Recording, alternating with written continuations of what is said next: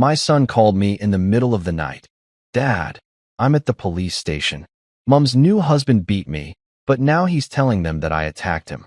They believe him. When I arrived at the station, the officer on duty turned pale and, stammering, said, "I'm sorry. I didn't know. Nothing good ever starts with a 3 a.m. ringtone. Seriously, if your phone rings at that hour, it's either the Grim Reaper, a drunk ex, or trouble with your kid. And trust me, none of them are bringing cupcakes." Mine buzzed so hard on the nightstand that I thought it was trying to dig itself a tunnel out of my life. The screen glowed like a warning sign in a horror movie. Jaden, my boy. For a split second, I thought maybe he'd just locked himself out of his apartment again or needed gas money. Then I answered, and his voice cracked through the static like a punch in the gut.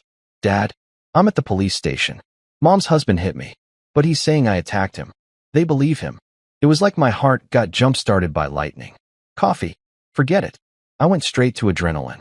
Jeans, boots, jacket, keys. I skipped brushing my teeth. Justice doesn't wait for mouthwash. Within 30 seconds, I was out the door, truck engine roaring like it shared my fury. You ever had that moment where your pulse is doing 100 miles per hour before your brain catches up? That was me, racing down the empty street, headlights cutting through the dark like they were hunting for someone to blame. I'd warned Lisa about her new husband. Oh yes, Mark Sutton, the man who looked like a car commercial and talked like a self-help podcast nobody asked for. All perfect smile, zero soul. But Lisa wanted stability. She said he had a calming presence. Yeah, like a rattlesnake meditating before it strikes. The guy had red flags, so bright I could have used them as traffic signals. But, no, she needed security. Because nothing screams secure like a dude who flexes in every reflective surface he passes. I had to bite my tongue back then, watching my ex-wife fall for a discount motivational speaker with a gym membership and a superiority complex. But I told her, Mark had that look in his eye, the kind that doesn't love, it owns. She'd rolled hers and said, "Not everyone's like you, Paul." Which, for the record, was the nicest way to say shut up. Now, speeding through the night with the dashboard clock mocking me, 3:07 a.m., I kept replaying Jaden's voice. My voice sounded scared, not just shaken. I knew that tone. I'd heard it in victims during my detective years, the kind of fear that sits under your ribs and makes it hard to breathe. It wasn't teenage exaggeration, it was real, bone-deep terror. I gripped the steering wheel so hard I could have snapped it. All those times I'd told Lisa, if he ever hurts my son, I'd meant it. And tonight, it wasn't an if. I hit every green light, probably because even the universe knew better than to slow me down. When you're a father and someone lays hands on your kid, logic takes a backseat. What rides shotgun is pure, focused rage, buckled in and ready to go. My truck fishtailed slightly on the last turn before the precinct. The tires screamed in solidarity. I parked crooked, didn't care. Slammed the door, stomped up those concrete steps like they owed me an apology. The night air bit hard, but my blood was running too hot to feel it. Inside, the fluorescent lights flickered in that half-dead way all police stations seem to have, like the building itself was tired of seeing humanity's nonsense. The front desk clerk, some kid who probably still thought cop was short for content officer, started to say something, but I just flashed my retired badge out of habit and muttered, "Where's my son?" He pointed toward the holding area, wide-eyed, probably wondering why a middle-aged guy in boots and rage looked ready to reenact a Western. "Jaden, my boy." He was sitting there behind a rail, hands zip-tied, hoodie ripped, a smear of blood under his nose. His brown hair stuck to his forehead in sweaty clumps, and his eyes, God, his eyes looked hollow. I'd seen soldiers with that stare after bad tours.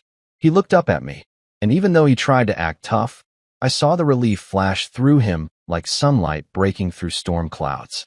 "Dad," he croaked, and then I saw him. Mark Sutton, the living embodiment of smug. He was across the room, giving his statement like he'd just solved world hunger. Designer jeans, expensive watch, fake limp. Oh, he had it all. The audacity of that man was supernatural. His face didn't have a scratch, but he winced like a Shakespearean actor auditioning for Victim of the Year. If I hadn't promised Jaden I'd stay out of jail, I would have adjusted that smirk right off his face. "Mr. Baker," a nervous voice stammered. I turned to see a rookie, Ty Collins, if I remembered the name tag right. Fresh out of the academy, Still had that hopeful glow that life hadn't beaten out of him yet.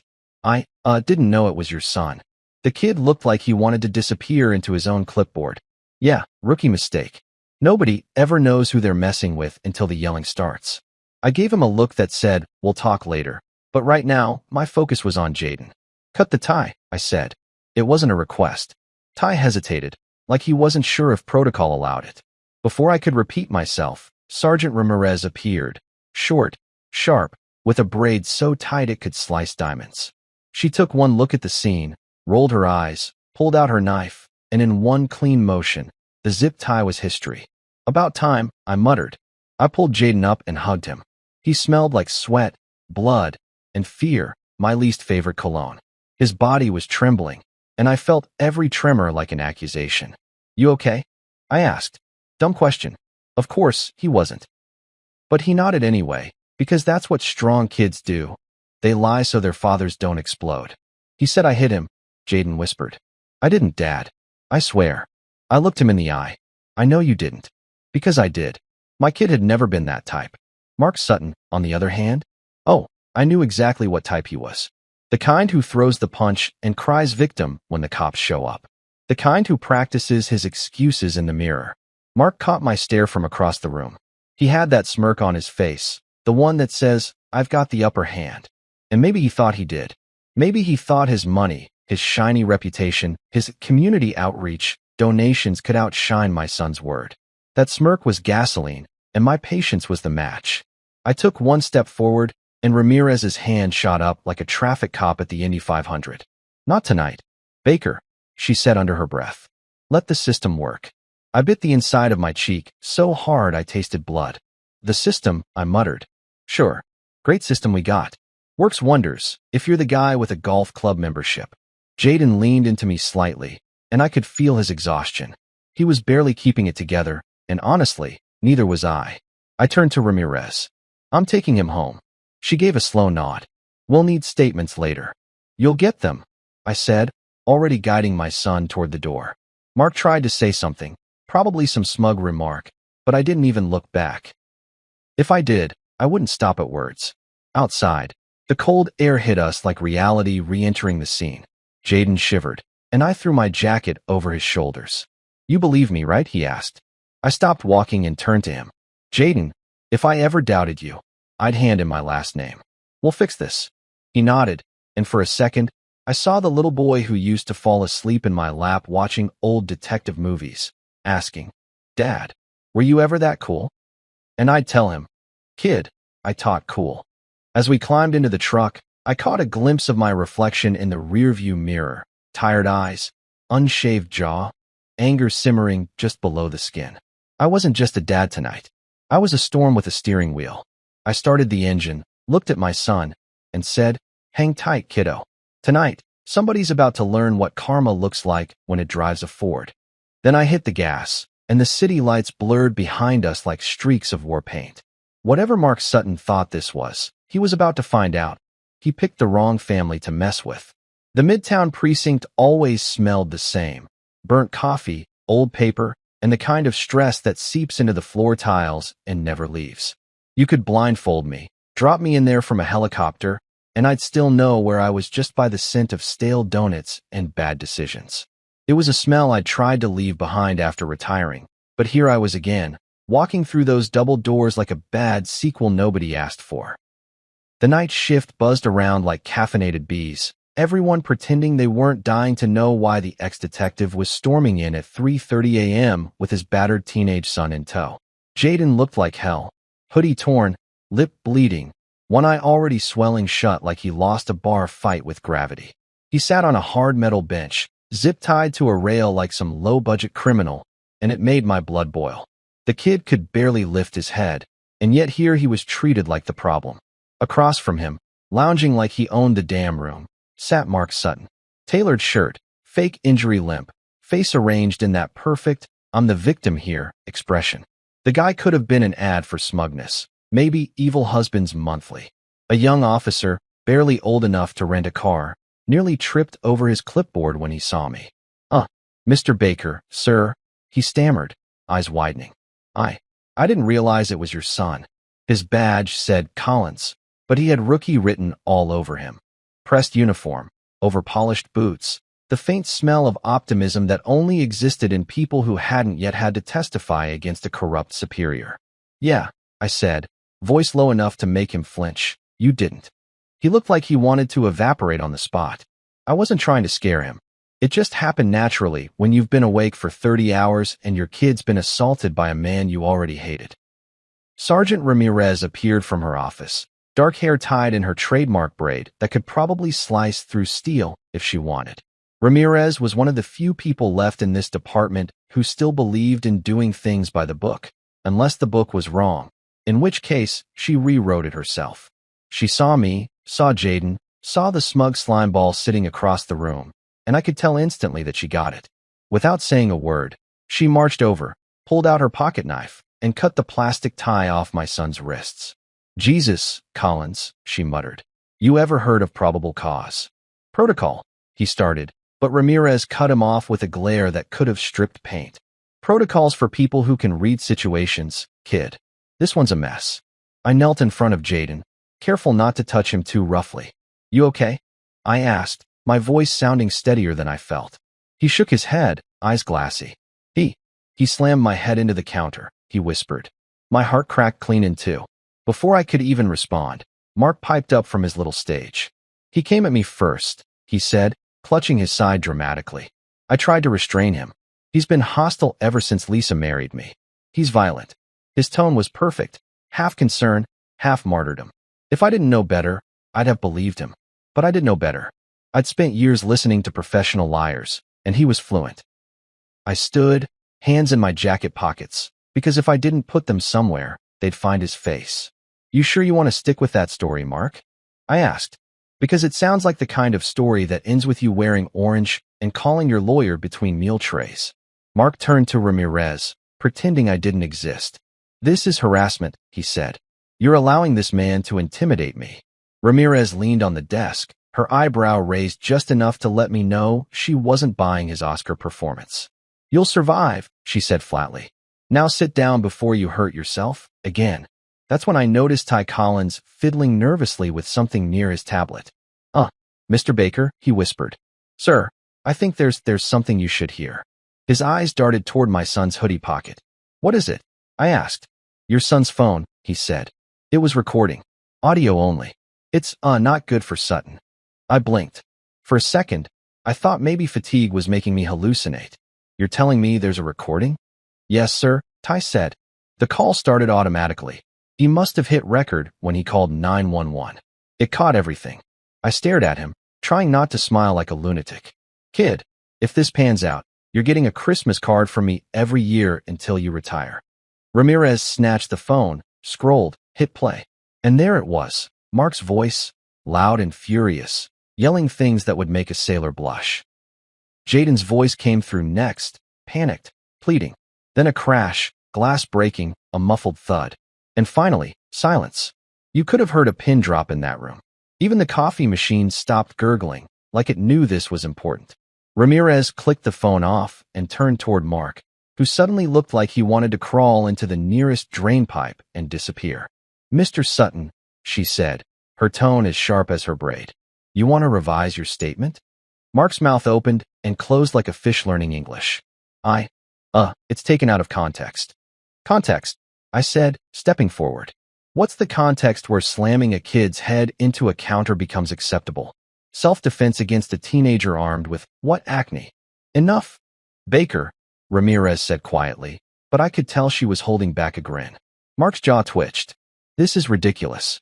He's a troubled kid. He attacked me because he's jealous of his mother's new marriage." I folded my arms, smirking. "Sure, that's it. The classic Oedipus complex defense. Haven't seen that one since Law and Order reruns." Ramirez had heard enough. "Ty, get Sutton into an interview room. And give me a printout of that recording. Mr. Baker, I'll need your statement, but after that, take your son home." Mark glared at me as the rookie led him away. "You think you've won, old man," he hissed. "Oh, I don't think," I replied. "I know." Once he was out of sight, Ramirez sighed. "You always bring the circus with you, Baker." I chuckled, rubbing the back of my neck. "Nah, this time the circus came to me." I'm just the janitor cleaning up the clown blood. Ty handed me the evidence receipt with shaky hands. Sir, I just want to say, I'm sorry. I shouldn't have believed him. I clapped him on the shoulder. Kid, rookie lesson number 1. Never trust a man who uses hair gel before breakfast. And number 2, always follow your gut. Tonight, your gut was trying to speak, but you drowned it in paperwork. He nodded sheepishly. Yes, sir. Jaden leaned against me, exhausted. Can we go home now? Yeah, kid, I said softly. We're done here for now. As we walked toward the exit, I turned back to Ramirez. You're still running this madhouse. Until I win the lottery, she said. Then I'm buying a boat and sailing far away from idiots like Sutton. Make it a 2-seater, I told her. You'll need company. She smirked. You couldn't handle retirement the first time, Baker. Try fishing instead of fist fights. I gave her a mock salute and pushed open the glass door. The early morning air hit us like a slap. Cold, wet, and real. Jaden climbed into the passenger seat of my truck, curling up like he could hide from the world. I started the engine, glanced at the police station fading in the mirror, and said under my breath, Welcome to the Midtown Circus, where the clowns wear badges and the ringmasters just trying to stay sane. Then I looked at my son. We're getting pancakes. Hospital can wait 10 minutes. He managed a weak smile. You're serious? Kid, I said, turning onto the main road. After the night we've had, I'll buy you the whole damn diner. And as the first hint of dawn cut through the city skyline, I realized something. This wasn't just another night on the job. This was personal, and the show was just getting started. The sun wasn't up yet, but the tension inside the precinct could have powered the entire damn city. You could taste the drama in the air, like static mixed with burnt coffee and cheap cologne. I'd been through hundreds of confrontations in my years as a detective, but nothing compared to watching your own kid sit under fluorescent lights, hands trembling, eyes darting between you and the man who assaulted him. Mark Sutton sat across the table in interview room 3, trying to play it cool, but I could see the twitch in his jaw every time Ramirez shuffled papers. He was the kind of guy who thought he could talk his way out of anything, because his reflection always agreed with him. His lawyer hadn't shown yet, which was already a red flag. Nobody with a working brain shows up to a police interview without backup unless they believe they're untouchable. Spoiler alert, he wasn't. I sat beside Jaden, close enough that he could feel my presence, far enough that I didn't accidentally put my fist through the table. I'd been rehearsing calm like it was an Olympic event. Calm meant control, and control meant I wouldn't end up in a holding cell next to the man I wanted to strangle. Mark leaned back in his chair, smug as a man could be with a nose still swollen from our earlier introduction. He sighed like he was bored. Officer, I already told you everything, he said, flashing that plastic grin. Jaden came at me with a knife. I acted in self-defense. He even gestured with open palms, like he was auditioning for a community theater version of Law and Order. I wanted to laugh. This man really thought he could gaslight an entire police department while sitting in front of a retired detective and a sergeant who'd seen every trick in the book. I leaned forward just a little, enough for him to notice. You sure you want to stick with that story, Mark? Because I'd hate for you to commit perjury before sunrise. It's bad for the complexion. Mark's eyes flicked to me, full of that barely hidden hatred men like him reserve for anyone who refuses to bow. You shouldn't even be here, he sneered. You're retired. Let the professionals handle it. Ramirez smirked from her corner. We are the professionals, Mr. Sutton, she said dryly, flipping a page. You're the one under investigation. Jaden, bless his bruised heart, kept quiet, but I could feel the rage radiating off him. He'd always been calm, level-headed, the kind of kid who walked away from fights even when provoked. Seeing him sitting there, lips split and pride shattered, twisted something deep inside me. Mark continued his Oscar-worthy performance, clutching his chest like a fainting damsel. He's been hostile since Lisa and I got married. He hates me because I'm the first man to give her real structure. His father, don't, I warned. My voice low, sharp enough to cut through steel. He ignored it. His father never taught him discipline. He needs boundaries, consequences. I was trying to give him that. I stood up so fast my chair screeched. Ramirez shot me a warning glance, but I was past pretending. Boundaries, I said, stepping forward. You slammed his head into a counter hard enough to leave a dent. That's not discipline. That's assault with a side of cowardice. Mark tilted his head like he was explaining taxes to a toddler. You weren't there, Paul. Maybe if you'd been a better father. He didn't finish, because Jaden slammed his hand on the table, voice breaking but loud enough to shut the room down. Stop talking about him like that. You don't get to say his name. The look on Mark's face shifted, not guilt, not shame, but fear. He hadn't expected the kid to fight back, verbally or otherwise. Ramirez's eyebrow went up, and for a second, I almost saw her smile. Mr. Sutton, she said, your story's about to get tested. She nodded at Ty, who was standing by the door with a laptop. Play it. Ty pressed a button, and the small speakers filled the room with Mark's own voice. Angry, distorted, unmistakable. The recording started mid-argument. You ungrateful brat. Mark's voice boomed. You think you can disrespect me in my house? Then came Jaden's muffled protests, glass shattering, the sound of a struggle, and Mark yelling, I told you to shut up. Followed by the gut-wrenching thud that made me clench my fists so tight my knuckles popped. The room fell silent after the playback ended. Mark blinked, swallowed, blinked again. He looked like a man who'd just realized his parachute was a backpack full of bricks. That's not the full story, he stammered. It's audio manipulation. He probably edited it. Ty snorted, forgetting to act professional. Ramirez didn't even hide her disdain. You're really sticking to that? She asked. Because if so, I'd like to introduce you to something called forensic analysis. I leaned on the table, staring him down. Tell me, Mark, how's it feel to finally hear yourself without a mirror? He tried to talk, but his lips just flapped uselessly like a dying fish. You think you can come into my family, I said, voice low, steady, dangerous. Put your hands on my kid, and walk away clean? I warned Lisa about you. I told her that smile was just good marketing. And now look at you. Exposed, pathetic, and out of alibis. He shot me a glare. You think this makes you a hero? You're just bitter. You couldn't keep her, and you hate that she found someone better. I actually laughed. Loud, full, genuine laughter. Better? Buddy, she went from a detective to a domestic abuser with a subscription to Men's Health. That's not an upgrade. That's a cry for therapy. Even Ramirez had to turn away to hide her grin. Mark's last ounce of composure crumbled. He stood up suddenly, slamming his hand on the table. This is bullshit, he shouted. You're all against me. He took a step toward Jaden, who flinched, and that was it, the end of my restraint. I stepped between them faster than instinct.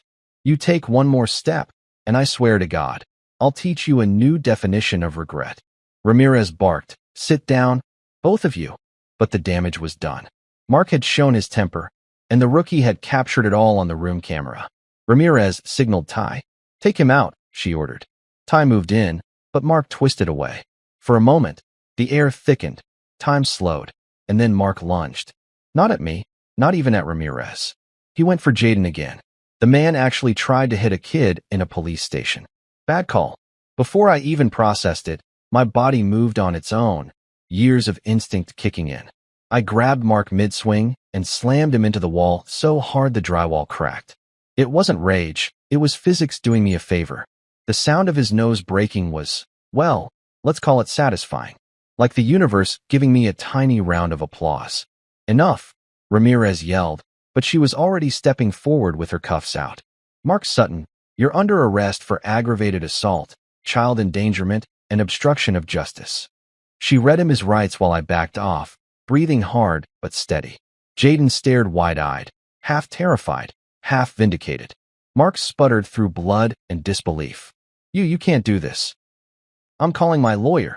You can use your one call to order pizza, I said, straightening my jacket. Maybe they'll let you eat it before the arraignment. Ty helped Ramirez restrain him while I pulled Jaden aside. You okay, kid? I asked. He nodded weakly. I'm fine, he said, voice shaky.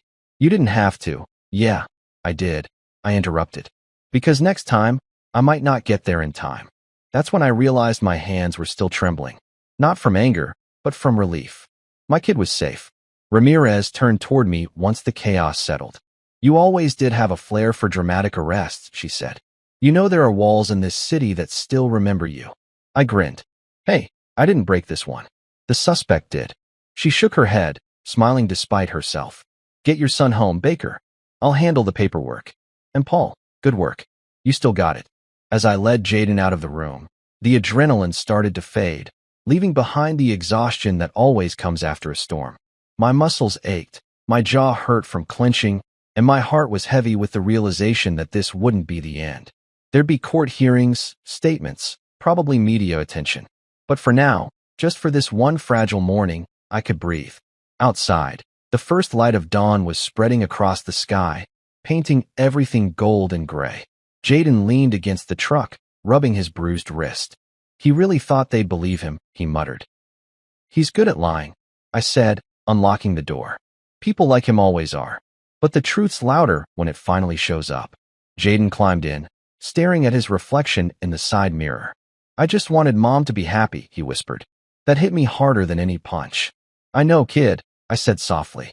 But happiness built on lies collapses fast. She's gonna learn that the hard way. We drove in silence for a while, city waking up around us. Buses rumbling, coffee shops flicking on their lights, joggers pretending they weren't cold. I glanced at Jaden, who was fighting sleep. You did good tonight, I said. Real good. He frowned. I didn't do anything. You survived, I said. That's not nothing. When we pulled into my driveway, I sat there a moment before killing the engine. You know, I said, I spent years chasing bad guys. Thought I'd seen every kind of evil. Turns out, sometimes it's wearing cologne and sitting at your dinner table. Jaden half smiled, exhausted. You're still gonna tell Mom I told you so, aren't you? I grinned. Kid, I might embroider it on a pillow. He laughed weakly, and that was enough. The laughter told me we'd both make it through this. We walked inside, the house quiet except for the hum of the fridge. I threw together some eggs while Jaden collapsed on the couch, out cold before the toast popped. Watching him sleep, I finally exhaled the breath I'd been holding all night. He was safe. For now. I looked at my reflection in the kitchen window, hair messy, eyes tired, still wearing last night's fury. The showdown, I muttered to myself. Yeah, we won this round. But the real war starts when the sun's up. And as I poured myself a cup of coffee that tasted like burnt redemption, I decided one thing for sure. Mark Sutton picked the wrong family to mess with. If you've ever had that eerie deja vu feeling where your past sneaks up behind you and smacks you upside the head with a frying pan, that was me sitting in the precinct lobby at sunrise. I was dead tired, running on caffeine and resentment, and trying to convince myself not to commit a felony before breakfast. Ramirez was in her office going through Mark Sutton's background like a bloodhound with a grudge, and Jaden was finally asleep on the worn leather couch beside me, his hoodie pulled over his head like a turtle retreating from the world. Every few minutes, he'd twitch or mutter something, and I'd have to fight the urge to march back to holding and remind Sutton that karma didn't need a court date when I was around. The early morning light crawled through the blinds, casting stripes across the floor that looked suspiciously like prison bars. Maybe a sign from the universe, or maybe just bad architecture. The door to Ramirez's office creaked open, and Ty Collins stepped out looking like someone had just told him Santa Claus had a criminal record. Sir? He said, holding a thin stack of papers like they might explode. You're gonna want to see this. I stood, stretching my back with the kind of groan only men over 40 make, and followed him inside. Ramirez had her elbows on the desk, chin resting on her clasped hands, eyes locked on a computer screen. The look she gave me wasn't good. It wasn't bad either. It was that dangerous middle ground where you know the next sentence is about to change the plot. What did you find?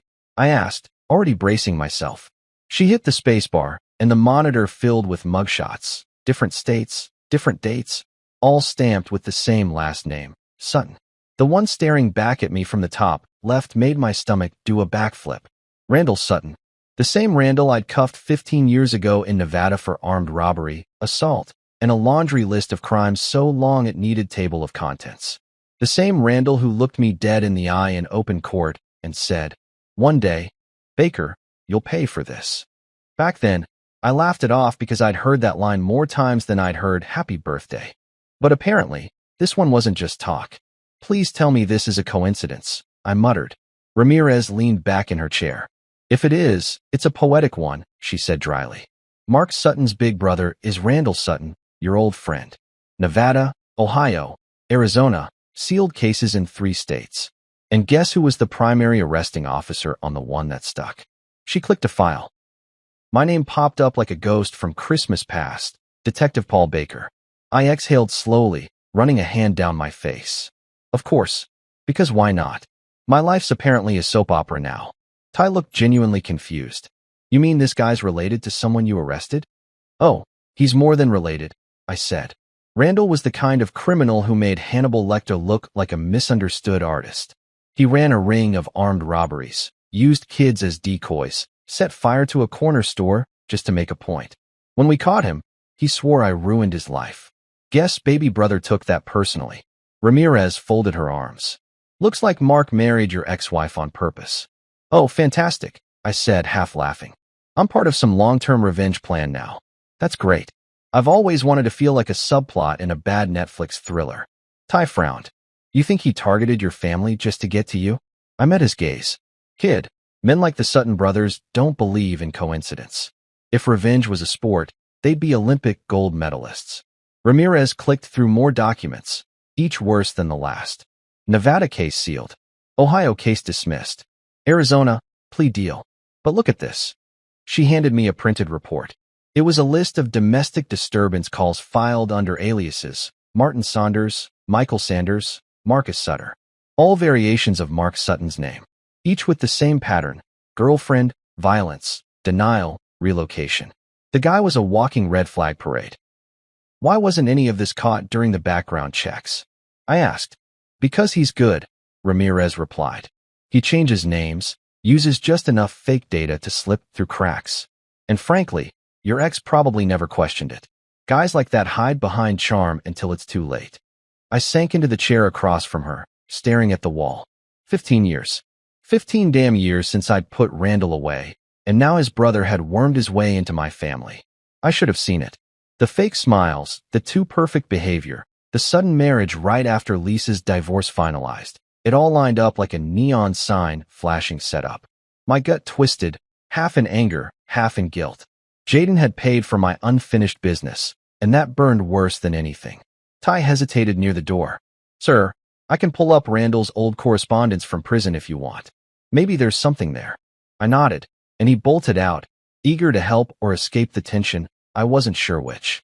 Ramirez studied me quietly. You know, this could help the case, she said. Motive's a hell of a thing. Proves Mark's violence wasn't random, it was calculated. I rubbed my temples. Calculated revenge through marriage. That's a new one even for me.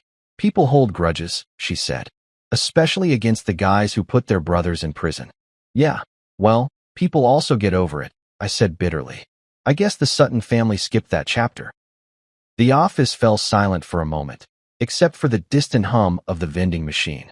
I watched the sunlight crawl higher through the blinds, landing across Ramirez's wall of commendations. She'd been one of my rookies once, sharp, quick, stubborn as hell. Seeing her now, running the show, made me proud in a way I didn't have words for.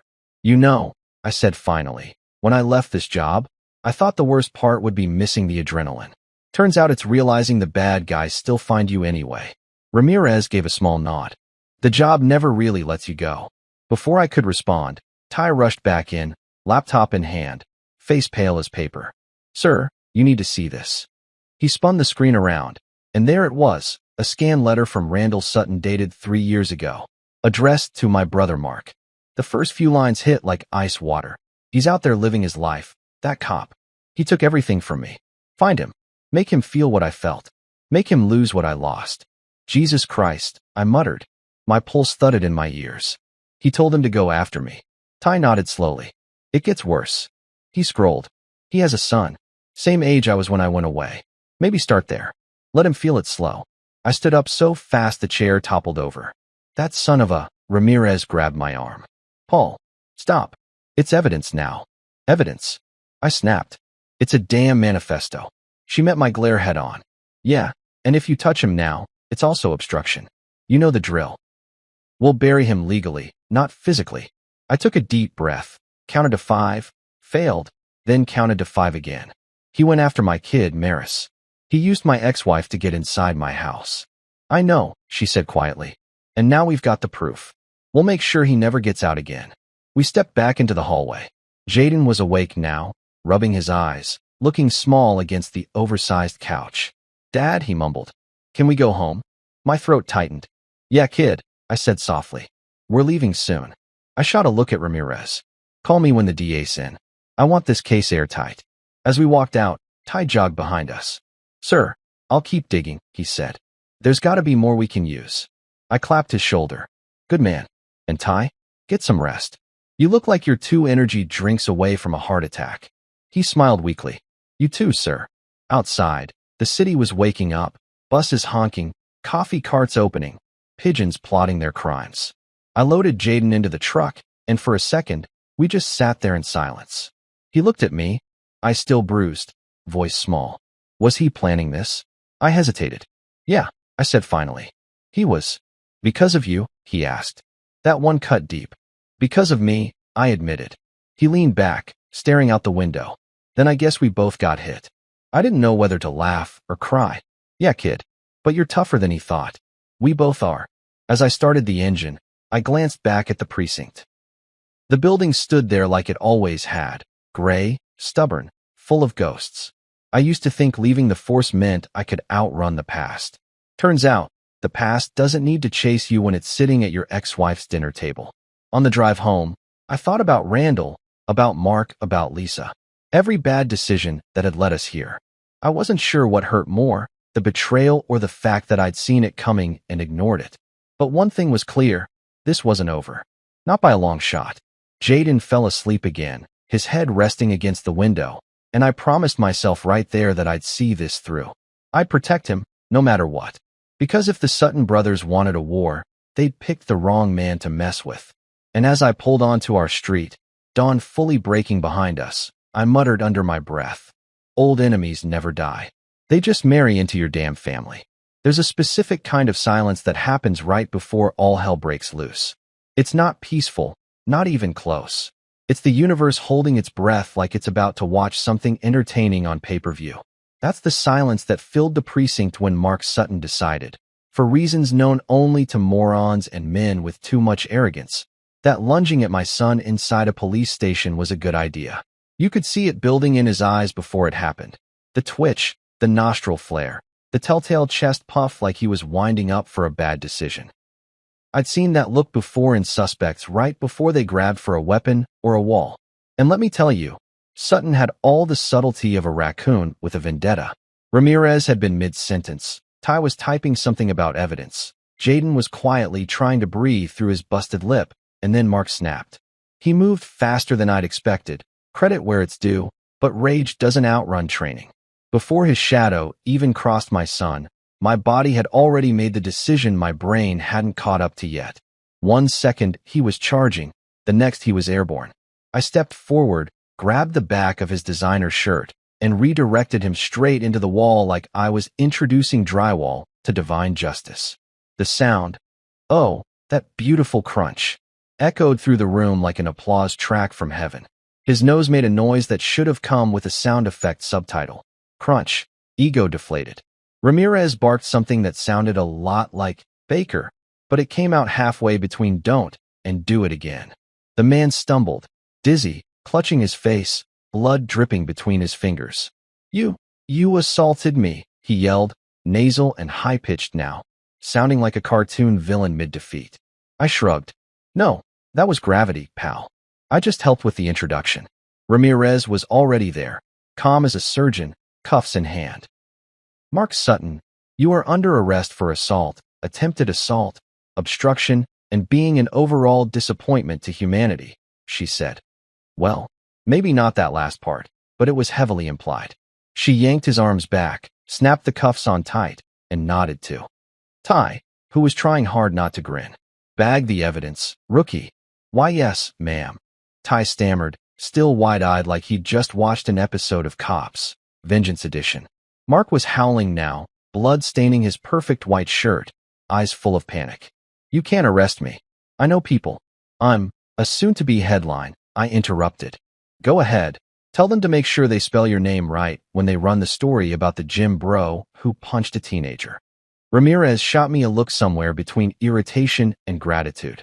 She liked order, but even she couldn't deny the poetic justice of a man like Sutton being walked out in cuffs while the entire station pretended not to stare. As the door shut behind them, I felt my pulse finally slow. Jaden was shaking, Not out of fear anymore, but from that adrenaline hangover that comes after surviving a nightmare. I crouched down beside him. You okay? He nodded, then winced. Yeah, I think so. My ribs hurt, though. I sighed, patting his shoulder gently. Yeah, that's what happens when you wrestle with idiots. They fight dirty. I looked at Ty. Get a paramedic in here, and don't half-ass it. I want x-rays, photos, the whole 9 yards. He nodded, already moving. Ramirez came back in, wiping her hands on a napkin like she'd just finished folding justice into a burrito. He's booked, she said. Processing him now. He demanded to call his lawyer. Let him, I said. Maybe the guy can teach him about consequences between nose surgeries. She smirked. You know, you could have just let us handle that. I could have, I said. But then I'd have to live with the mental image of him hitting my son again. My reflexes didn't give me much choice. She gave a slow nod, then sighed. Just stay out of the paperwork. I'll make sure the report says he tripped over his own ego. When the paramedics arrived, Jaden protested the attention, but I stood firm. Yeah, well, humor me, kid, I said. It's been a long night, and I'm fresh out of trust for the human race. They checked him over while I paced the hallway, too restless to sit. I caught glimpses of other officers whispering, side-eyeing me the way people do when gossip's about to travel faster than Wi-Fi. It didn't bother me. If anything, it amused me. Half the department probably thought I'd gone rogue years ago. This just confirmed it. 15 minutes later, the medic waved me over. No broken bones, she said. Bruises, mild concussion risk. He should rest, but he's lucky. Yeah, I said, looking at my son. Luck had some help tonight. Jaden gave me that small, tired smile again. The same one he had as a kid when I used to fix his toy cars. Thanks, Dad, he said quietly. That one sentence hit me harder than anything Mark ever could. Anytime, kid, I said, my voice coming out rougher than I'd meant it. That's the job. We sat for a bit longer, waiting while Ty wrapped up the last of the statements. The kid came over, looking both proud and guilty. Mr. Baker, sir, I just want to apologize again. I believed him at first. I thought Jaden. I cut him off with a raised hand. Ty, you did what rookies do. You learn, you adapt, and you don't make the same mistake twice.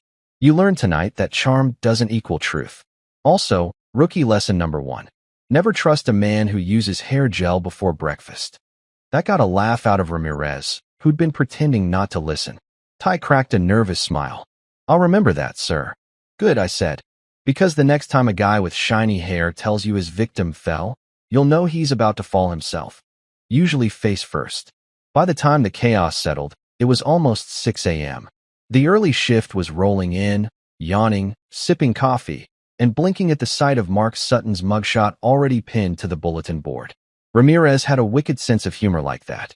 That was fast, I said, raising an eyebrow. Public reminder, she replied. Let the rookies know what happens when you assault a cop's kid. You're a poet, I told her. I have my moments, she said. We stepped outside into the weak morning light. The city was waking up, sirens blending with traffic, and for once, I felt something close to satisfaction. Jaden leaned on my shoulder, exhausted, his voice barely a whisper. He's really going to jail, right? Oh yeah, I said. He's going to get a room with bars and a roommate who calls him Princess. That made him snort, which was the first genuine laugh I'd heard from him in days. I'd take it. Ramirez handed me a copy of the arrest report. DA will fast-track it, she said. Given the audio, the injuries, and his outburst, it's an easy win. I skimmed the document and nodded. Good. I want him buried under so much paperwork he'll need an archaeologist to find daylight. Careful, she said. You sound like you missed the job. Miss it? Nah, I said. I just hate unfinished business. As we headed toward the exit, we passed the holding cell where Mark sat, nose bandaged, hands cuffed, glaring at me through the bars. His eyes burned with pure hatred, but it was a weak flame now, a dying campfire. I stopped, folded my arms, and met his stare. You know, I said, I used to think karma was slow, but turns out, it just needed a good motivator. He spat on the floor, blood and spit mixing. You think this is over? He muttered. It's never over. You're right, I said, smiling coldly. It's just starting, and you're going to have front row seats. Ramirez tugged my sleeve. Let's go, tough guy. I gave him one last look, then turned away. There was no satisfaction in it, just inevitability. He'd written his ending the moment he touched my kid. Outside, Jaden climbed into the truck again, head leaning against the window. I drove in silence for a while, the sky painted in pinks and golds like the world was trying too hard to pretend it was beautiful. Dad, Jaden said softly. Yeah. When you hit him, you weren't scared you'd get in trouble? I chuckled. Kid, at my age, the only thing I'm scared of is running out of coffee filters. Besides, sometimes trouble deserves a head start. He smiled faintly. Mom's gonna freak out. Oh, I'm counting on it, I said. She deserves the full Sutton experience. He frowned. You're not gonna yell at her, are you? I sighed. No, son. She made a mistake. She thought she was choosing stability. Instead, she got a walking lawsuit. But yelling won't fix that. Life already did the yelling for her. As we pulled into our driveway, I parked and sat there for a second, staring at the steering wheel. You know, Jaden, I said, you handled yourself better than most adults I've met. I'm proud of you. He blinked, surprised. Even after all that. Especially after all that, I said. Pain doesn't build character, it reveals it. And you? You show me yours. He smiled and leaned back. You gonna write that in a Hallmark card or something? Nah, I said, smirking. Too sentimental. I'll just tell the nurse to put that on your discharge papers. As we walked inside, the house smelled like last night's coffee and quiet. Jaden crashed on the couch again, asleep before his shoes hit the floor. I stood there, looking at him, wondering how close I'd come to losing him, and how far I was willing to go to make sure that never happened again. The sun climbed higher, burning off the last of the night. I poured myself another cup of coffee, leaned against the counter, and muttered, Cuffs and consequences, huh? Yeah, I can live with that. Hospitals at 4 a.m. are limbo with better lighting. Everything hums, machines, fluorescent bulbs, vending machines, even your nerves. The walls are too clean, the air too cold, and the nurse is too calm for people who see chaos daily. I'd always hated hospitals. Too much waiting, too many ghosts hiding behind curtains pretending to sleep. But that night, walking beside a gurney carrying my half-conscious son, I would have taken every ghost in the building over the living monsters we'd already dealt with. Jaden's face looked pale against the white sheets, the swelling under his eye now a grotesque shade of purple-blue. His ribs ached with every breath, and he flinched when the nurse brushed his arm. I followed close behind, boots squeaking on the tile, hands stuffed in my pockets so I wouldn't punch something out of pure helplessness. The automatic doors hissed open like they were sighing at me. Emergency intake, please, I said to the triage nurse who looked like she'd been awake since the Reagan administration. She glanced up, took one look at Jaden, and said, Domestic? I nodded. Her face softened instantly, eyes darting toward the security camera like she'd seen too many nights like this. This way, she said quietly. They led us into a curtained area where the smell of antiseptic could probably burn through steel. A young doctor walked in, tall, ice-blue eyes, scrubs wrinkled like he'd fought a long battle with his laundry. I'm Dr. Holden, he said, professional but kind. Let's take a look at you, champ. Jaden tried to sit up, immediately winced, and muttered something about being fine. Holden gave him that gentle, no-nonsense tone that only ER doctors and kindergarten teachers have mastered. Yeah, every patient says that right before we find out their bones are filing complaints. I cracked a half-smile, though it didn't reach my eyes. You'll have to forgive him, document. He inherited the family stubbornness. It's genetic and terminal. Holden nodded, chuckling faintly. I'll order x-rays for the ribs and wrists, CT for the head, and a photo log for documentation. You a cop? Was, I said. Now I'm just a concerned taxpayer with a grudge. He gave me a knowing look. Good. We like those around here. They pay their bills and don't faint when the blood pressure cuff squeezes too tight. As the nurse prepped Jaden for scans, I stepped into the hallway and leaned against the cold wall, staring at the floor tiles.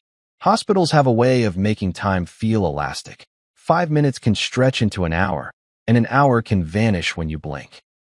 My phone buzzed. Ramirez. You two make it to St. Luke's? She asked. Yeah, I said. They're checking for fractures. Good, she replied. And for what it's worth, Mark Sutton's cooling off in a holding cell. His lawyer showed up, some slick suit from downtown, but the audio's airtight. He's not talking his way out of this. He'll try, I muttered. Guys like him always do. The louder they shout, the guiltier they are. Ramirez sighed. Get some rest, Paul. You sound like you're narrating a noir movie. Maybe I am, I said, rubbing my temple. But in this one, the hero's old, cranky, and out of patience. When I went back in, Jaden was lying still under a thin blanket, fur attached, expression dazed but calmer. The nurse was cleaning his lip with gentle precision. Almost done, sweetheart, she said, her voice soft enough to disarm nuclear weapons. When she left, Jaden glanced up at me. He's really going to jail, right? He asked quietly.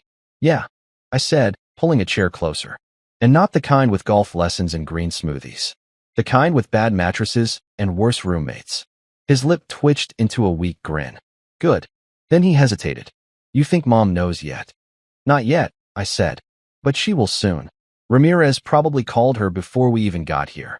I didn't add that Lisa's reaction would probably oscillate between disbelief and denial before landing on guilt. That's how it always goes. Dr. Holden returned a while later with a folder and the look doctors give when they're about to say something that'll rearrange your priorities. So, the good news is no new fractures.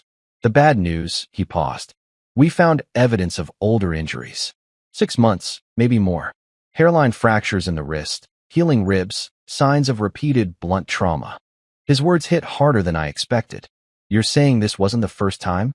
I asked, my tone sharper than intended. Exactly, he said. Whoever did this, it wasn't just tonight. This pattern's long-term. Jaden looked away, shame creeping across his face. Kid, I said softly. Talk to me. He swallowed hard. He said it was discipline. That I was being lazy, disrespectful. He'd grab me or shove me if I talked back. My heart went cold. Every instinct screamed at me to find Mark Sutton and finish what the law wouldn't. You didn't tell your mom? I asked. I tried, Jaden whispered. She said I was exaggerating. That he just wanted me to become a man. There are moments when your body forgets how to process anger.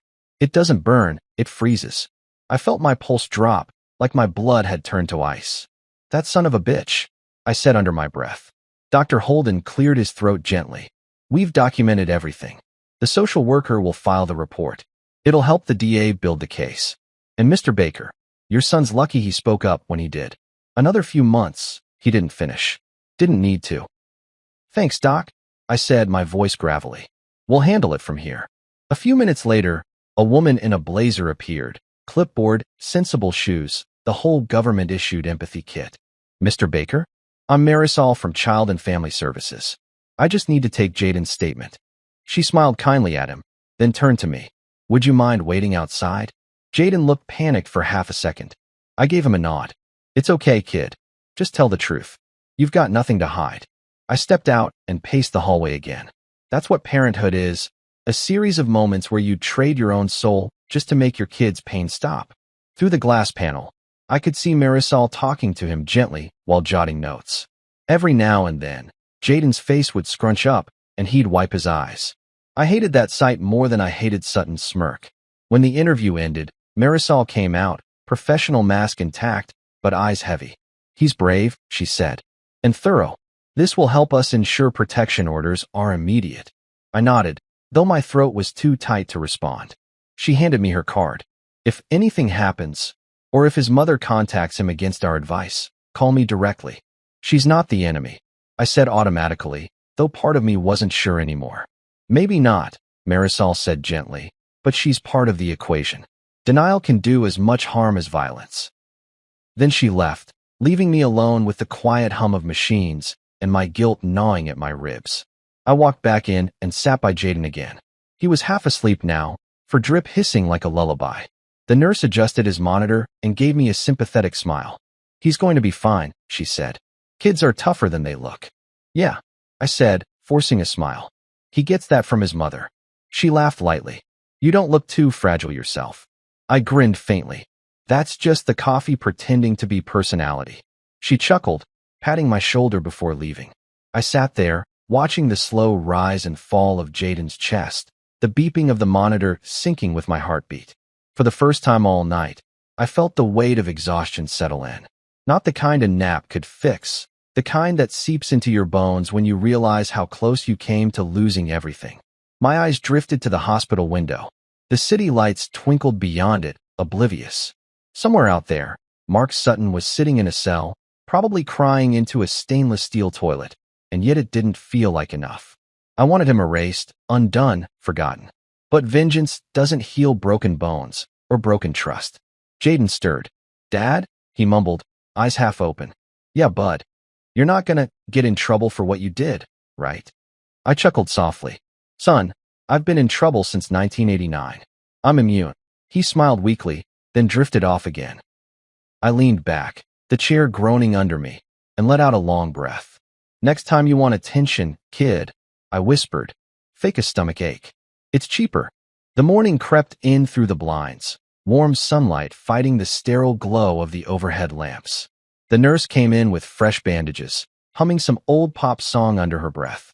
Visiting hours technically start at 8, she said, but you can stay. I think he sleeps better knowing you're here.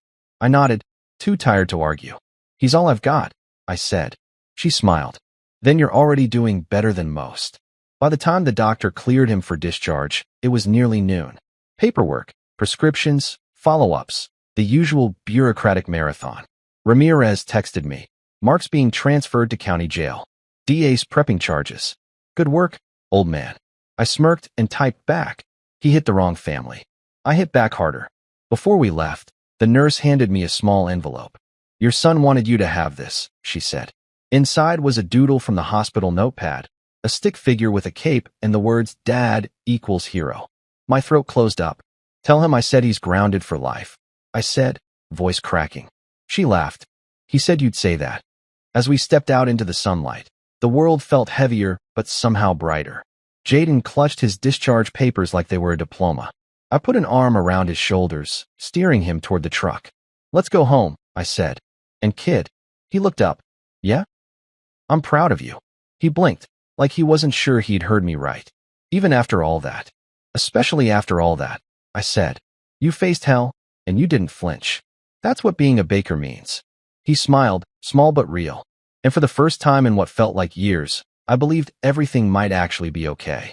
As the truck engine started and the hospital shrank behind us, I muttered under my breath. Mark Sutton's going down harder than a politician's approval rating. Jaden laughed softly, resting his head against the window. And for that brief, fleeting moment, life, broken, bruised, chaotic, felt survivable again. By the time Lisa's flight landed, the chaos had already cooled into aftermath. Mark was in holding. The DA was sharpening her knives, and Jaden was sprawled on the couch at my house wrapped in a blanket that smelled faintly like victory and antiseptic wipes. The house was quiet except for the occasional hum of the fridge and the clink of ice in my coffee mug. I should have been asleep, but sleep doesn't visit parents who almost lost their kid. It just circles the house, mocking you through the window. My phone buzzed with Ramirez's text. Ex-wife inbound. ETA 30 minutes. Prepare for dramatics. I sighed, staring at Jaden, who was snoring softly, a bruise under his eye and dried blood in the corner of his lip. The kind of visual that could either break a mother's heart or send her straight into denial rehab. Knowing Lisa, it'd start with anger before she landed in guilt territory. I poured another coffee, bracing for the emotional hurricane that always followed her wherever she went. She arrived exactly 32 minutes later, storming into the house like a soap opera character who'd missed her cue. Her hair was perfect. How do people manage that on red-eye flights? And her voice hit that familiar pitch of panic wrapped in entitlement. Paul, she shouted, scanning the room until her eyes landed on Jaden. The sound she made was somewhere between a gasp and a sob. Oh my God, what happened? Where's Mark? There it was, the question I'd been waiting for. Not is Jaden okay? No. Where's Mark? Because priorities. I sipped my coffee slowly, savoring the dramatic pause like an actor milking applause. He's in a holding cell, I said flatly, where gentlemen who punch teenagers belong. Her head snapped toward me, mascara already smudging, eyes wide with disbelief. What do you mean punch? He said Jaden attacked him, she cried. Oh, did he now? I said, that's cute. Did he also tell you about the audio recording that caught him turning your kitchen into a UFC ring? She blinked, confused. Recording? Yeah, I said. Your son's phone. It heard everything, including your husband's charming bedtime routine of screaming and violence.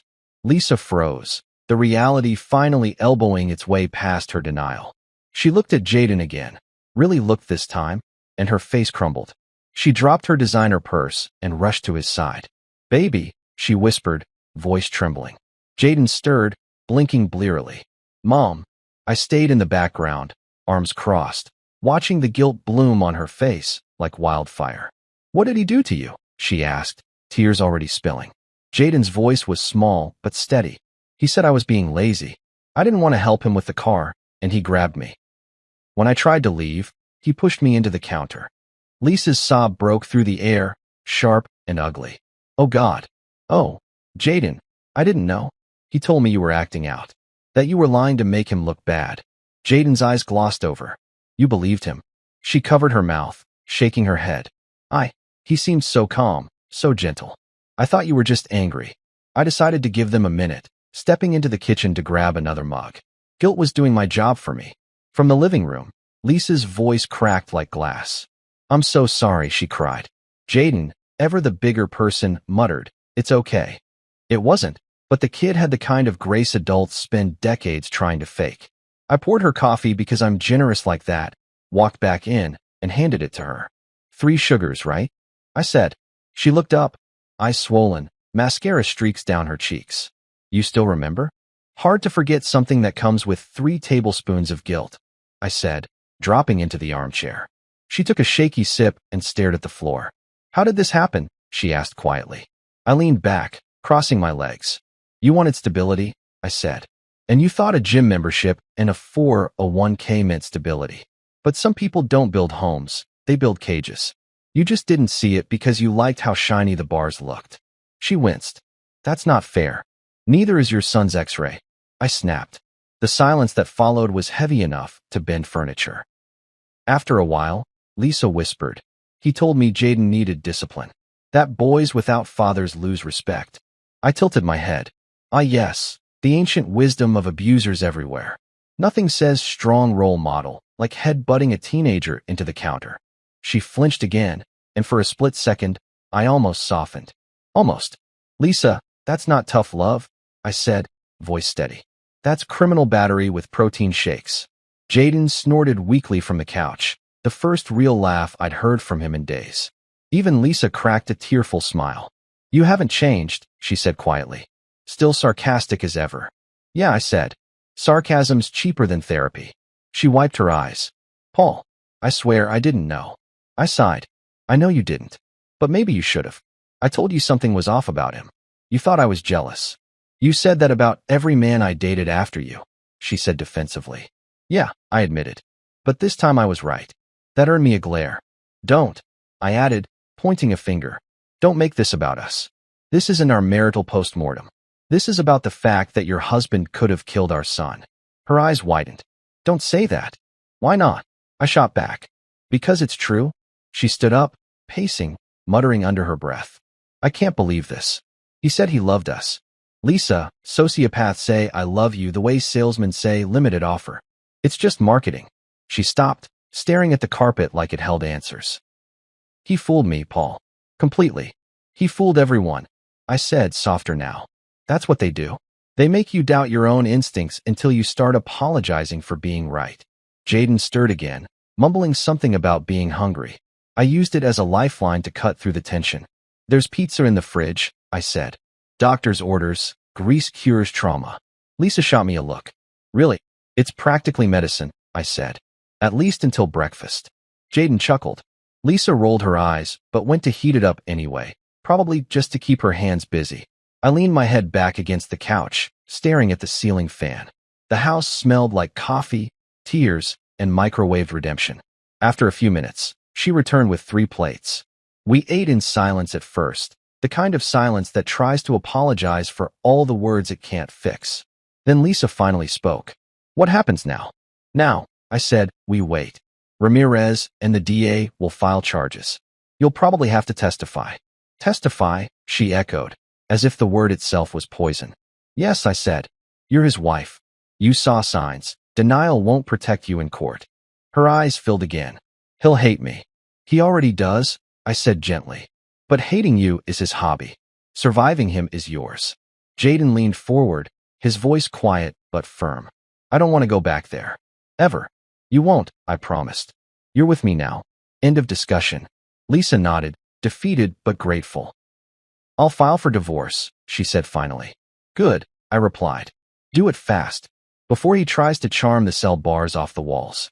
Do you think he'll actually go to prison? She asked. I met her eyes. Oh, he'll go? Maybe not forever, but long enough to remember what it feels like when people stop believing his lies. She looked down at her coffee, swirling it like it might spell forgiveness. I don't deserve to be his mother after this, she whispered. That's not how it works, I said. You messed up, sure. Welcome to the club. Parenting's just a long series of apologies followed by snacks. That earned me a laugh, a real one this time. Jaden smiled too, crumbs at the corner of his mouth. You're both ridiculous, he said. Yeah, I said. But we're your kind of ridiculous. When the laughter faded, I saw something change in Lisa's eyes, a quiet determination replacing panic. I'll do better, she said. You already are, I replied. Just don't let anyone convince you that love should hurt. She nodded, reaching for Jaden's hand. For the first time in a long while, it looked like a real family moment. Messy, scarred, but stitched together by honesty instead of illusion. The doorbell rang, and Ramirez's voice echoed through the hall. Knock, knock. Thought I'd do a welfare check on my favorite soap opera family. She stepped inside, still in uniform, holding a file and a smug grin. Well, she said. Look who's doing the whole healing through trauma thing. Very cute. What's that? I asked, pointing to the folder. Official notice, she said. DA's charging Sutton with 3 felonies. And your ex-wife here, she nodded at Lisa, is officially off the suspect list, in case you were wondering. Lisa exhaled in relief. Thank you, she said softly. Don't thank me, Ramirez said. Thank your husband for being dumb enough to commit assault while mic'd up like a reality TV contestant. After she left, Lisa sank into the couch again. It's over, she said, half in disbelief. For now, I said. Until court starts. But yeah, this chapter's closed. She looked at me, eyes tired but steady. You still take your coffee black. Always, I said. Bitterness builds character. She smiled faintly. You were right, you know. I usually am, I said. Which part? About him, she said. And about me. I didn't want stability. I wanted control. And he made me feel safe because he was predictable. Abuse is predictable too, I said quietly. Doesn't make it safe. Jaden yawned, curling up under the blanket again. You two gonna talk about feelings all day? He mumbled. Maybe, I said. It's cheaper than therapy and comes with pizza. He laughed, eyes closing again. Lisa brushed his hair back, tears threatening again. He's strong, she whispered. Yeah, I said. He gets that from me. And for the first time in a long while, the house didn't feel like a battleground. It felt like something close to peace, fragile, unfamiliar, but real. Lisa stayed a while longer, apologizing between bites of leftover pizza, promising to do better. I didn't forgive her outright, but I didn't need to. Watching her see the truth for herself was enough. When she finally stood to leave, I walked her to the door. Paul, she said quietly. Thank you. I shrugged. Don't thank me. Thank the rookie with the good timing. Without him, we'd still be stuck in Denialville. She smiled faintly, then left. I locked the door behind her, exhaled, and looked back at my son, sleeping, safe, and finally at peace. We did good, kid, I whispered. Then I poured one last cup of coffee, leaned against the counter, and said to no one in particular, guess some people need a court order to learn what love isn't. If Karma had a filing cabinet, this week's paperwork would have had Mark Sutton's name printed on every page. The kind of case that comes gift-wrapped with evidence so neat even rookie detectives could solve it between coffee breaks. I'd spent the last 48 hours buried in calls from Ramirez, D.A. Alvarez, and half the social services department, all of them tripping over themselves to make sure every inch of this nightmare was nailed down tight. Jaden was finally asleep upstairs, his ribs taped, his nightmares still lurking but quieter now. Lisa had gone home, or wherever home was now that she'd burned down the illusion of stability. And me? I was sitting at the kitchen table surrounded by crime scene photos, coffee rings, and the faint smell of justice brewing in the air. Ramirez called at 9 a.m. sharp, because of course she did. You awake, Baker? She asked, her voice too chipper for someone who probably hadn't slept since the Bush administration. Barely, I said. What's new in the land of bad decisions? DA Alvarez wants you to stop playing detective and let her office handle it, she said. Her words, not mine. Tell Monica she can handle the courtroom, but the streets are still mine, I said, grinning. Ramirez sighed. You do realize you're technically a civilian now? Yeah, but my fists didn't retire. She laughed, then got serious. We got the lab results. Forensics found traces of Jaden's blood on the kitchen counter and the knife in Mark's toolbox.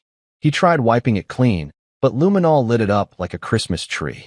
I leaned back, whistling. He kept the knife? Rookie villain move. Yup, Ramirez said. Plus, neighbors confirmed hearing shouting. And get this, his fancy security system caught half the incident before he pulled the plug. Please tell me someone backed it up. Already did, she said. Ty grabbed the footage before it could mysteriously vanish. He's shaping up to be a decent cop. Don't tell him that, I said. He'll start believing he can solve things without supervision. She chuckled. Anyway, Alvarez is putting together the case file. It's solid. The DA's office hasn't had a slam dunk like this since that dentist who tried to write off his yacht as a dental tool. That guy flossed with money, I muttered. Glad Mark's about to floss with prison soap. Don't jinx it, she warned. You know how these things go. I rubbed my temple. I know. But for once, can we skip the legal tap dance and just throw the guy into a pit with a sign that says, learn empathy? You'd make a terrible judge, she said. I'd make an efficient one, I countered. After we hung up, I stared at the case folders sprawled across my table. It felt weird being on this side of justice. No badge, no authority, just a father with too much time and too many ghosts. My old instincts itched, so I did what any ex-detective would do. I started digging. Every loose thread, every timeline. It wasn't about revenge anymore. It was about making sure Mark Sutton couldn't wiggle through the cracks like every other charming sociopath I'd ever arrested. By noon, the house phone rang, a landline, because I'm apparently 90 years old. Paul Baker, the voice asked, sharp, efficient. DA Alvarez. Ramirez briefed me, but I wanted to speak directly. Always a pleasure, Monica, I said. To what do I owe this professional intrusion? We've got enough evidence to secure a plea deal, she said. But I wanted your input before we make the offer. Offer? I repeated. He gets an offer? The man practically auditioned for a true crime documentary, and you're giving him a coupon. That's how we get faster sentences, she said. If he pleads guilty, Jaden doesn't have to testify. That stopped me cold. You're saying if we drag this out, my son gets dragged back into court?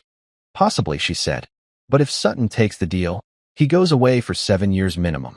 No parole, no early release. Straight time. I hated that she made sense. That's the thing about justice. It's never as clean as you want it to be. It's a negotiation with morality and paperwork. Fine, I said finally. 7 years, no parole. But make sure he's in general population. No protective custody for people who use teenagers as punching bags. Alvarez didn't even laugh. You haven't changed, she said. Still think punishment's an art form. It is, I said. And this one deserves a gallery showing. By the end of the day, it was official. Mark Sutton had pleaded guilty to aggravated assault, obstruction of justice, and domestic battery. No trial, no drawn-out theatrics. Just a signed confession, a tearful apology his lawyer probably wrote for him, and a mugshot that looked like Karma's yearbook photo. Ramirez texted me the news with 3 words. Case closed, finally. I stared at the screen for a long time before exhaling. Closure's supposed to feel good, but sometimes it just feels like silence where the noise used to be. Later that night, Lisa stopped by unannounced again. Less storm this time, more drizzle. She stood at the door holding a bag of takeout, like it was her version of an olive branch. I brought food, she said awkwardly. And news. If it's about Mark, I already know, I said, letting her in. If it's about pineapple on pizza, we're fighting. No pineapples, she promised. We ate in the living room, the TV playing quietly in the background, some reality show about people renovating houses they couldn't afford. After a while, she said, I filed for divorce this morning. I looked up. Good. You're finally rebuilding the right house. She smiled weakly. I just wish I'd seen it sooner. You couldn't, I said. He made sure of that. Men like him are magicians. They make you doubt your own eyes. And you? She asked. You never doubted him? I didn't like him from day one, I said. He shook my hand too tight. That's how you spot control freaks. They treat a handshake like an arm wrestling match. That made her laugh, even if it came out watery. Jaden's lucky to have you, she said. He's the one who saved himself, I corrected. He had the guts to speak up. That's more bravery than most adults manage. The doorbell rang mid-bite. Ramirez, again, of course. She handed me a manila folder and grinned. Congratulations, Baker. Your son's case just got a nickname in the department. They're calling it the Baker Protocol. I blinked. Please tell me that's not a sex scandal. It's policy, she said, smirking. They're implementing mandatory recording checks and cross-verifications for domestic calls. No more, he said. She said, when it comes to step-parents and minors. Your son's audio changed everything. Lisa gasped. They're naming it after you? Technically after him, Ramirez said. He's the one who hit record. I looked at Jaden, who was walking down the stairs slowly, hair a mess, but smiling. You hear that, kid? I said. You're practically legislation now. He rolled his eyes. Cool. Do I get royalties? Nah, I said. Just bragging rights and maybe free donuts at the precinct. Ramirez ruffled his hair. You did good, kiddo. You helped a lot of people without even meaning to. You mean by almost getting murdered? Jaden quipped dryly. Ramirez grinned. That's one way to put it. Don't recommend making it a habit, though. After she left, we sat there for a moment. Just the three of us, quiet but not uncomfortable. Lisa's gaze softened as she looked at our son. He really changed something, she whispered. Yeah, I said. Sometimes pain teaches louder than love. She nodded, her eyes glistening again. You think he'll ever forgive me? He already has, I said. He just hasn't told you yet because he inherited my flair for dramatics. Jaden snorted from the couch. I heard that. Good, I said. Now go to bed. Tomorrow, we start redoing your room. No more monster-in-law decor. His eyebrows rose. Can I get LED lights? Sure, I said. As long as you don't turn it into a rave. What about a lock on my door? Fine, I said. As long as I get a key. We're not raising a future conspiracy theorist. He grinned and headed upstairs, muttering something about paint colors and posters. When he was gone, Lisa sighed. You two make it look so easy, she said. It's not, I replied. It's just honest. That's what you forgot when you married him. You traded honesty for comfort. She nodded, wiping her eyes. You're still infuriating. That's part of my charm, I said. When she finally left, the house felt full again, not with tension, but with something lighter. Jaden's laughter drifted faintly from upstairs, and I realized the nightmare had finally started to fade. I gathered the case files one last time, flipping through the photos, the transcripts, the confession. Every piece told a story, and every story ended the same. Justice, finally. I placed the thick folder into my drawer, closed it, and whispered, Rest easy, kid. The monsters don't win today. Then I poured myself one last drink, sat on the couch, and stared out at the quiet street. Somewhere, a streetlight flickered like it couldn't decide if it wanted to keep shining. I raised my glass to it. Yeah, I said softly. Same, buddy. Same. Because that's what justice really is. Not a victory, not a clean ending. It's a flicker in the dark that refuses to go out, no matter how many times the world tries to turn it off. And as long as I was breathing, that flicker wasn't dying on my watch. 6 months. That's how long it had been since the night everything fell apart, and somehow, in the strangest way, also fell into place. I used to measure time in case files and crime scenes, but now I measured it in therapy appointments, report follow-ups, and the number of times Jaden's laughter filled the house again. It was spring now, and the air finally smelled like forgiveness. Half rain, half second chances. The whole city had moved on, mostly, except the precinct, which apparently decided to immortalize my family drama in their policy handbook. The Baker Protocol. It even sounded dramatic, like a legal thriller starring Morgan Freeman. I didn't want fame, but apparently, you don't get a say when your family's trauma becomes a model for police reform. Ty Collins, rookie no longer, now officially promoted to detective in training, showed up at my door that morning with a box of donuts and a grin so wide I suspected caffeine or guilt. Sir, got something for you, he said, holding out a plaque like it was an Oscar. They made it official. I squinted at the bronze lettering. The Baker Protocol, implemented department-wide for domestic response training, 2025. Below it, smaller text read, because truth deserves backup. I couldn't help but snort. You know, Ty, I was really hoping for a beach named after me instead. Sorry, sir, he said, handing over a jelly donut. City budget's tight. Jaden came down the stairs mid-bite of a Pop-Tart, hair still doing its morning rebellion thing. What's that? He asked, peering at the plaque. Apparently, we're famous, I said. Or infamous. Depends on how many cops actually read training manuals. Ty grinned at him. You, my man, started a movement. The number of cases caught by automatic recordings has tripled. Saves hours of paperwork. You're basically a legend. Jaden rolled his eyes. Yeah, nothing says legendary like hospital food and depositions. Welcome to adulthood, I said. It's all paperwork and trauma with a sprinkle of irony. Lisa showed up not long after, carrying a tray of pastries that could have fed an army. She'd been different lately, quieter, humbler, softer around the edges. Divorce suited her, ironically enough. She still wore guilt like perfume, but she was trying, and that was enough for me. I heard about the plaque, she said, setting the food down. They sent me a copy of the memo at work. Because nothing says Happy Wednesday like reliving your worst nightmare, I muttered. She shot me a look. You should be proud. This could save lives. I am proud, I said. I just wish the price tag wasn't so steep. Jaden, now halfway through his breakfast, smirked. Mom, Dad said he wants a statue next. I did not, I said. But if they're offering, I want abs carved in. Artistic license. Lisa actually laughed, a small miracle in itself. Ty stayed for coffee, rambling about how the department had started running training videos using our case as the main example. They even used your quote, sir, he said. Which one? The one about not trusting men who use hair gel before breakfast. Good, I said. That should be in every academy handbook. After Ty left, Lisa lingered. You know, she said softly, Jaden's counselor says he's doing really well. He's even mentoring other kids in the program. Yeah, I said, glancing toward the stairs. He's stronger than both of us combined. He gets that from you, she said. Nah, I said.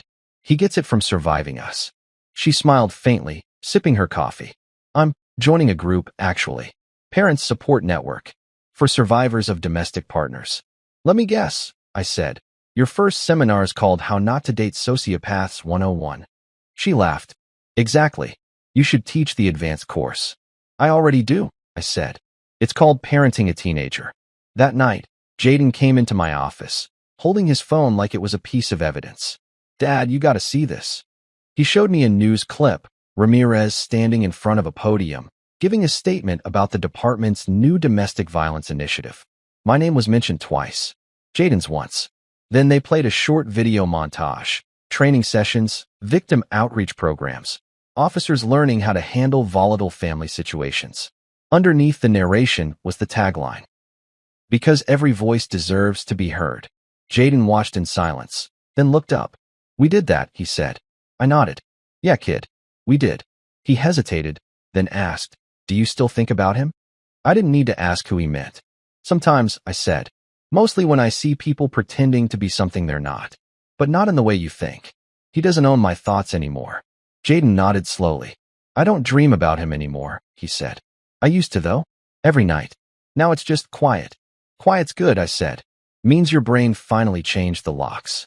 A week later, Ramirez invited us to the precinct for an official presentation. Something about recognition for community impact. Translation. She wanted an excuse to embarrass me publicly. The ceremony was held in the same room where Mark Sutton once tried to rewrite history with his fists. The irony wasn't lost on me. Ramirez handed Jaden a framed certificate, and the whole room broke into applause. For bravery, integrity, and the accidental creation of a procedural revolution, she said. And for reminding us all that even in chaos, truth leaves a trail. Jaden blushed crimson. I stood beside him, awkward as ever. I didn't do anything, he muttered. That's the point, Ramirez said. You just told the truth. That's where change starts. Afterward, Ty took us out for lunch. His treat, since apparently promotions come with delusions of wealth. We sat in a diner that smelled like fried nostalgia, the kind of place where the waitresses called you honey, and the coffee came pre-burned. So, Detective Ty, I said, raising an eyebrow. What's next? Gonna solve global warming with another recording app? Maybe, he said, grinning. Or I'll just stick to arresting guys who mistake control for love. Welcome to the human condition, I said. As we ate, Lisa texted me a photo, her new support group's flyer, her name printed at the bottom under session leader. I smiled and showed Jaden. Look at your mom, I said, leading the redemption tour. He grinned. Guess we're all moving on. That's the goal, I said. No sequels. Later that night, after Jaden went to bed, I sat on the porch with a beer, the plaque beside me on the table. The air smelled like cut grass and rain, the kind of night that makes you nostalgic for nothing in particular. Ramirez called again, because apparently she's allergic to peace. Baker, she said, you watching the news? No, why? Because Lisa just went viral. Excuse me. Her speech at that support group, it got picked up by a local outlet.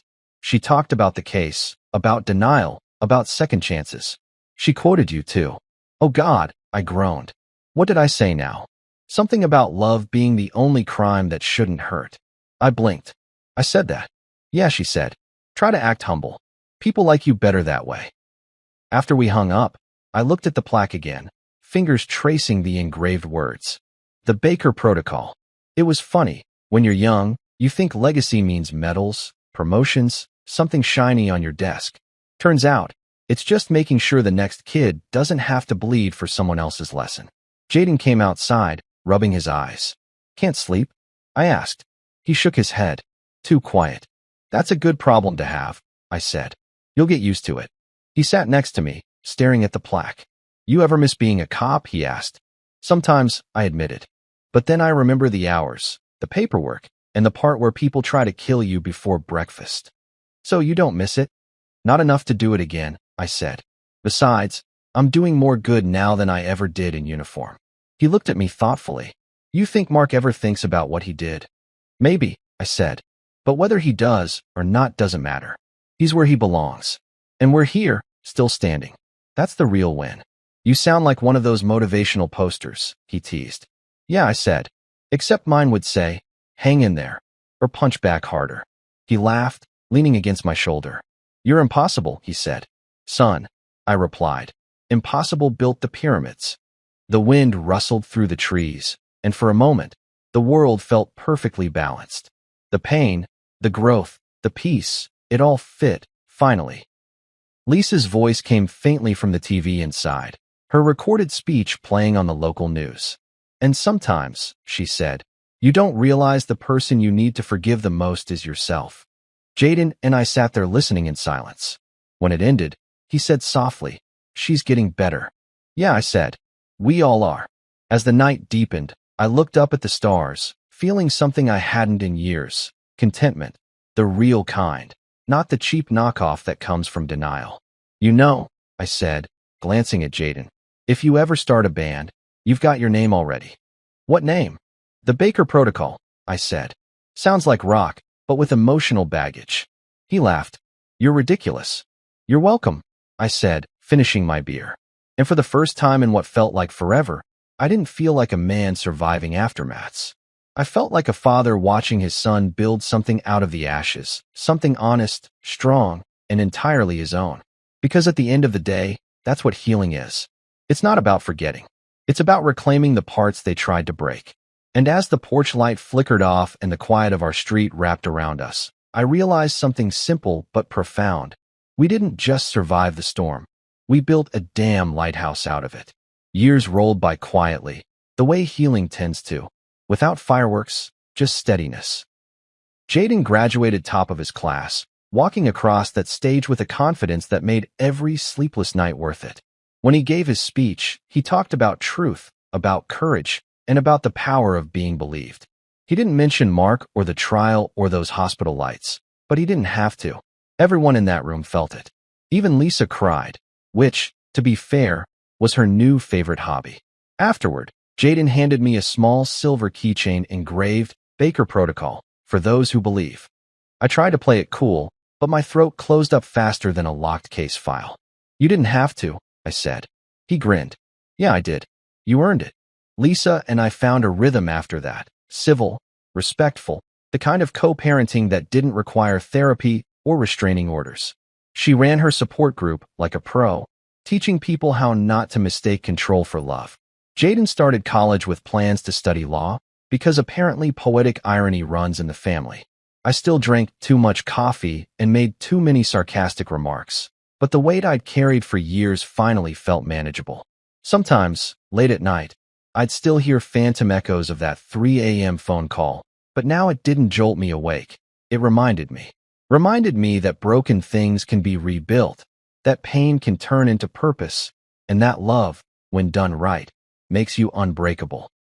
And every morning, when I saw that keychain glinting under the kitchen light, I'd mutter the same words I did the night we survived it all.